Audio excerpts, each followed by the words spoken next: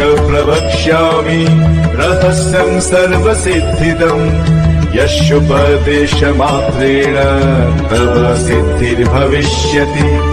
नाम्ना तेन महातारा ख्याता सा ब्रह्मरूपिणी महाशूलत्रयं कृत्वा तत्र चैकाकिनी स्थिता। तारा तारादिपञ्चर्णा तारण्या वेदवीर्यजा तारा ताराहिता वर्णा ताराद्या ताररूपिणी। तारा रात्रि समुत्पन्ना तारा रात्रि वरोद्यत तारा रात्रि जपाशक्ता तारा रात्रि स्वरूपिणी।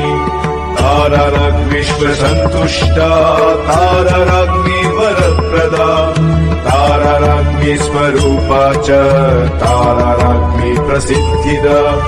तारेश्वरी च तारा भा तारा गणस्वरूपिणी तारा गण समाकीर्णा तारा गण निषेविता।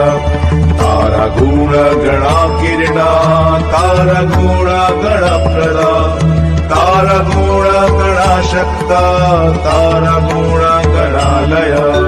तारेश्वरी तारा पूज्य तारा जप्य तु तारणा तारा मुख्य तु ताराख्या तारा दक्षा तु तारिणी।